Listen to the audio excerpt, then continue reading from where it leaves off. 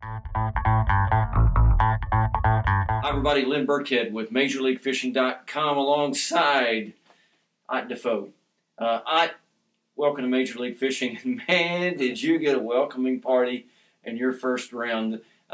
This is going to air later on when the television episode airs. Okay. People will see the television episode.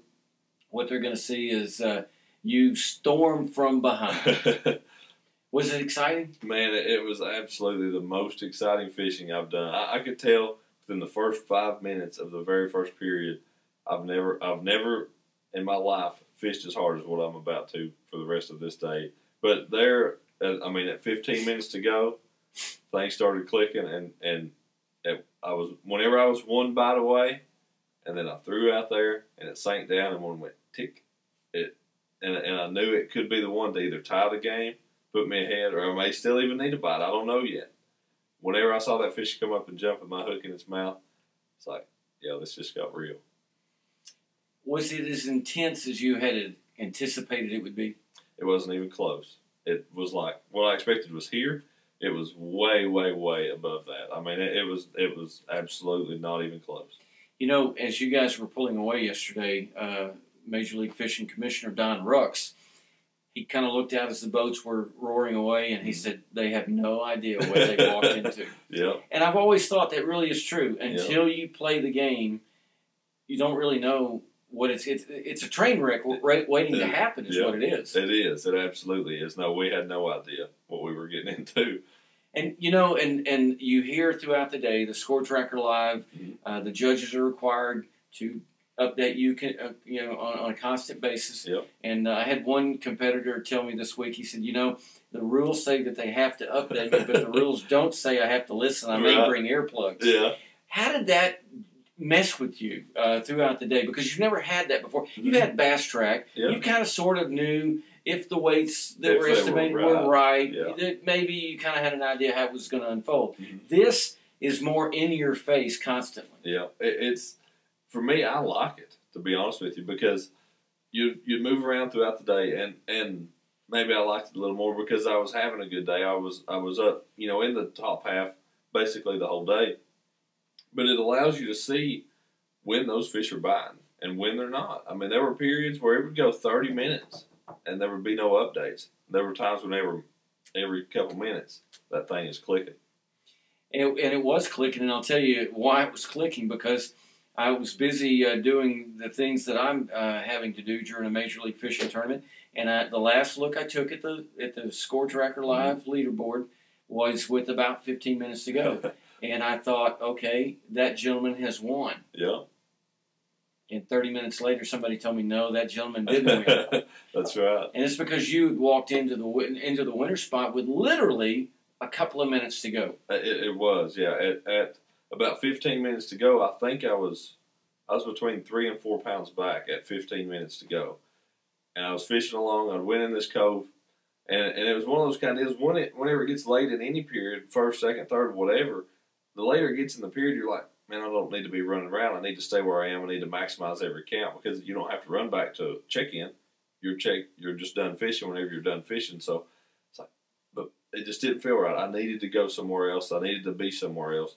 So fire up. I run to a different cove. I've got 20 to 25 minutes left in the final period at this point. Again, about 3 to 4 pounds back. I'm fishing a couple docks. It's late in the afternoon. The sun's high. Everything in me is telling me to pull over here and fish these docks. Fish the first one, I catch a short fish. Go to the next one, don't get a bite. On the other side of the cove is just a nice steep rocky bank. It's got a little bit of shade on it though, where it's in the afternoon. The sun's kind of went on past the trees. That's where I need to be. I fished 2 of these docks. I'm not got bit really to speak of. Let me try this side. I switch over there. First 10 feet, catch a keeper. It's like a pound and an ounce. Okay, I'm within less than 3 pounds now. Move up the bank, catch another one. It's again a pound and 1 ounce fish. So now I'm a pound and 2 ounces back.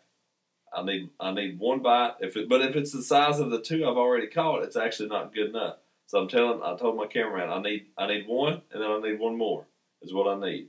I fish on up. I get to the point, and I've got about 10 minutes, between 8 and 10 minutes left at this point. I throw out. I get a bite. I set the hook. It steals my worm. Re-rig, throw back out, get another bite. It bites my worm in half. But as I'm reeling it in, I see the fish, and it's small. It's not a scoreable fish.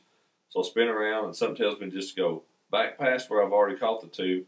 There's a lot more of that bank heading out towards the main lake. Let me go back out there, fish down that, past where I've already been. So I put the trolling motor on high, zoom out there. I get just past where I'm at, make a couple casts. My boat official tells me I've got less than 5 minutes. I think I was at about 4.5 minutes. Let me ask you, at that point, less than 5 minutes, Yep. Did you feel the weight of the world on your shoulders? I did. I absolutely did. I mean, I've just caught two. I've got myself within striking distance. I need one more.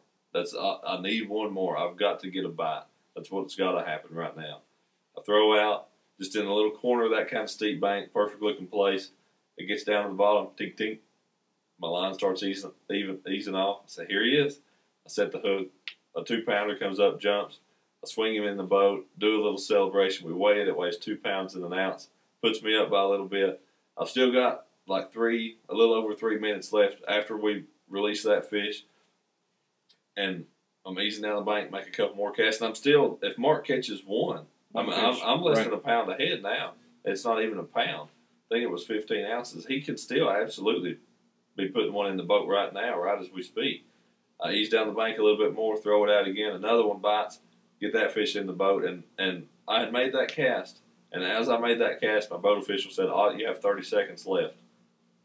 But my bait hits the bottom, another fish swims off with it. I set the hook, put it over the rail with just seconds to spare, and get to score another scoreable fish. So it was quite the ending to the day. It was one of the most intense endings in the history of Major League Fishing so far. It's going to be some incredible television.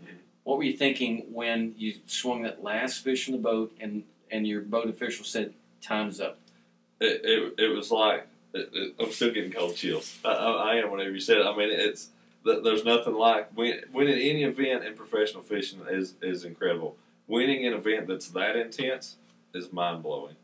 Well, and now it takes you to the next level because you've won a select round, and by winning a select round, you make the Super Bowl, so to speak, and getting to the Cup level this fall.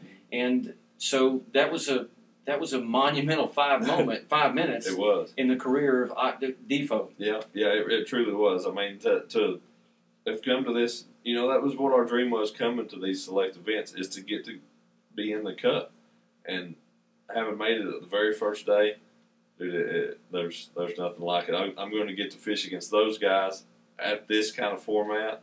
This was intense. That's going to be crazy. Well, are you glad you decided to become a part of Major League Fishing? Yeah, I am. I'm very, very glad, very excited to be here. Well, after the way you fished yesterday, I know there's a lot of people that, well, maybe with the exception of one, that are very glad that you made the decision to be a part of MLF. Absolutely. Congratulations. Thanks, Liam. DeFoe, he champion of the first ever select round in northeastern Oklahoma. You'll see all of the exciting action. It was incredible. That's because Major League Fishing is the hottest fishing game on the planet. For more, go to MajorLeagueFishing.com.